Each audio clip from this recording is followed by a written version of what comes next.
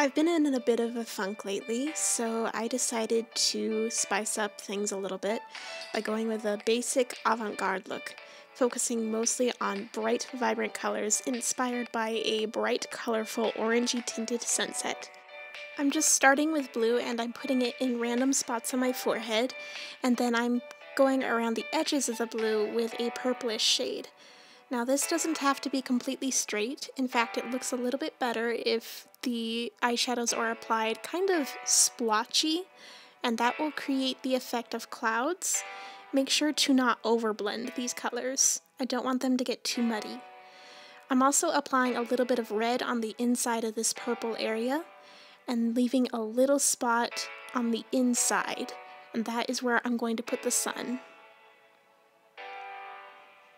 For the sun, I'm using a bright, vivid yellow color, and I'm just patting it on until I have the opacity that I think I want for this look. And the brighter the yellow is, the better.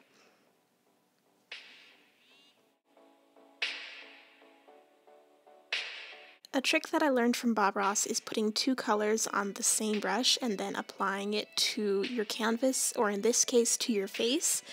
I'm taking orange and yellow and putting it on my eyebrow area. This helps create really good pigmentation and much easier blending process. It's much easier to blend the colors together this way. I'm also putting it on the sides of my nose. Again, there's no rhyme or reason to this. I'm just putting the colors in random spots.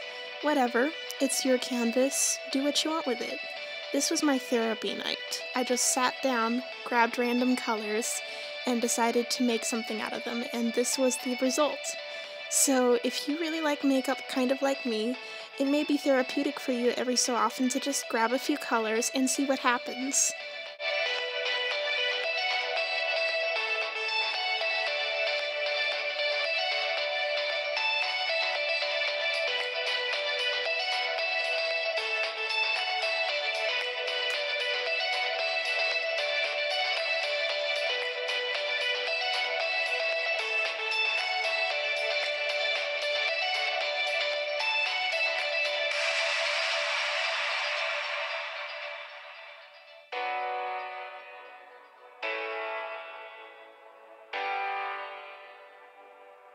For fun, I decided to make both sides of the face not quite the same as each other. So on one side, you will see on the eye I put green and yellow, and then on the other side you'll notice I put more orange tones. That's the cool part about avant-garde looks. You have the most freedom to express your creativity, and there are no rules that you have that you can break. You can do anything that you want. It's all yours. It's your world. It's your face. Have fun. Enjoy yourself.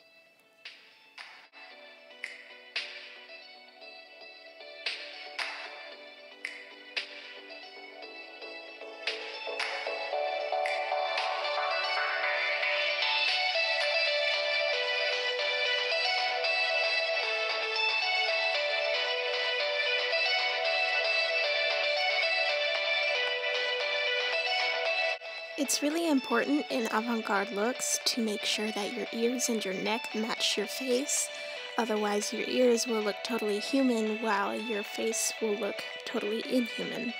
I decided to put a little bit of green into the ear and into my jawline area to put the indication of grass on my face. The picture I was using for inspiration is a grassy field with a few hills in the background and a beautiful sunset. I'll leave a link to it down below so you can see, but it was truly beautiful.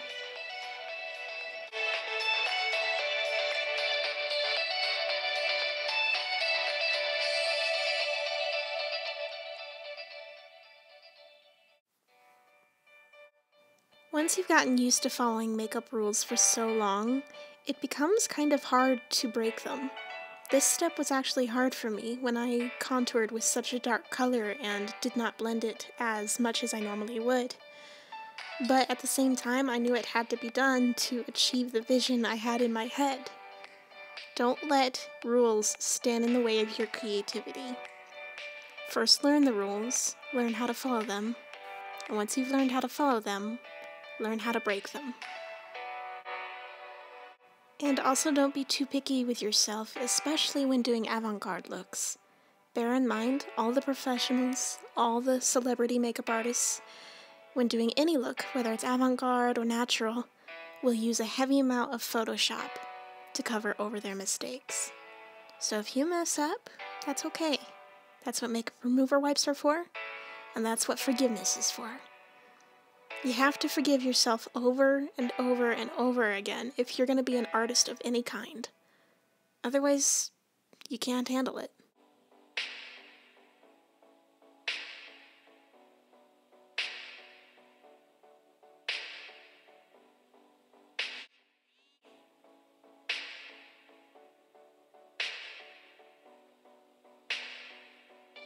For the lips, I decided to go with a bright yellow shadow on the bottom lip and a bright orange shadow on the top lip. It just seemed to pull the whole look together, but you can do any color you want.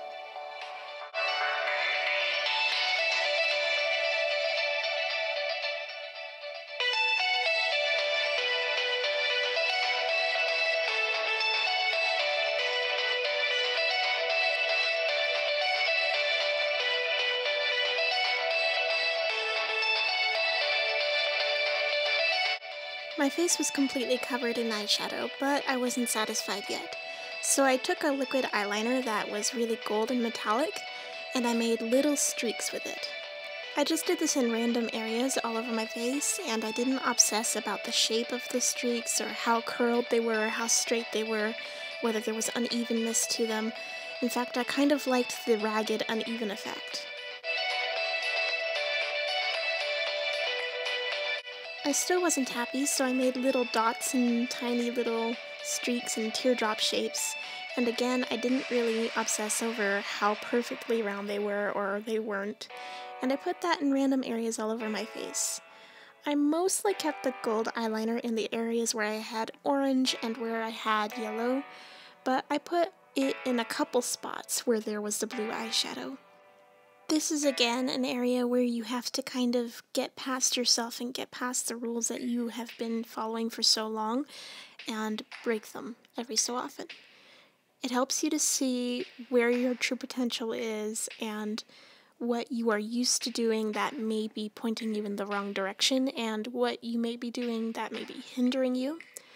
And it can help you to create things you never thought yourself capable of. I also used the gold eyeliner to tint the lashes on one of my eyes, almost like a gold mascara. I also put just a little bit of it in the middle of my bottom lip. I didn't really worry about how tidy it was. In fact, I wanted it to be kind of uneven on the bottom lip. For the other eye, I decided to go with a vibrant purple liquid eyeliner, and I did the same thing on the lashes that I did with the gold eyeliner on the other eye, just using it to tint each individual lash. And I also decided to make itty-bitty little streaks with this all over my face, and even on my eyelid. A little bit got on the lash line kind of sloppily, but I liked it. I didn't want to move it, so I didn't. Again, we're breaking rules. I know I keep saying that, but I had to keep reminding myself that while doing this video, that I didn't have to wash everything off and start over. I was just gonna break all the rules and see what happens. And this happened. And at first I didn't like it, and then the more I looked at it, the more I liked it, and the more comfortable I felt wearing it. And that was what was cool about it.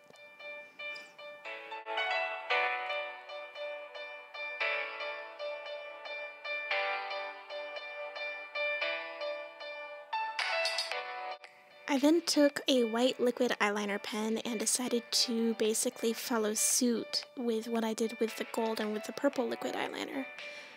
I made the white eyeliner just a tad more swirly, and I also used it to sharpen the inner corner of my eyes. I really liked what this did for the look. It kind of reminded me of wind, in a way. If you could see wind, I wonder what it would look like. This is sort of what I visualize when I think of visible wind.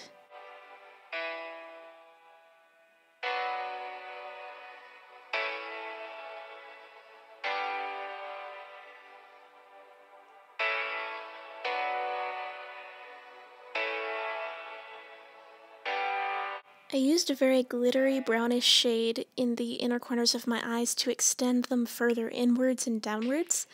I also used that same shade in my eyebrows, and I extended them straight back towards my temples.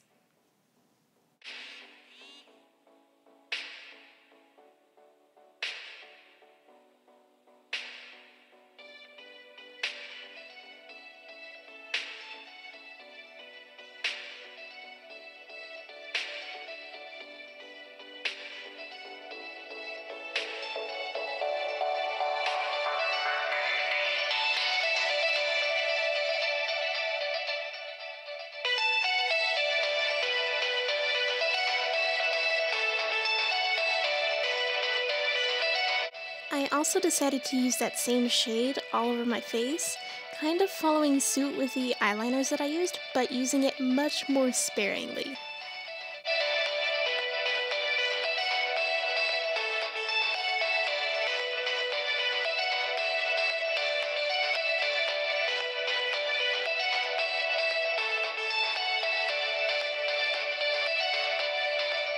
As a finishing touch, I took the eyeliner and extended the inner corner yet a little bit further on the outside of the brown eyeshadow, and I drew that underneath the lower lash line in very streaky motions. I really like what that did for the eye look. And that basically is it. I encourage you guys to every so often grab your paint, grab your makeup, whatever you use for art, your crochet hooks, invent something new, break a rule, see what happens. Thank you all so much for watching. You all have an awesome day now. Bye-bye.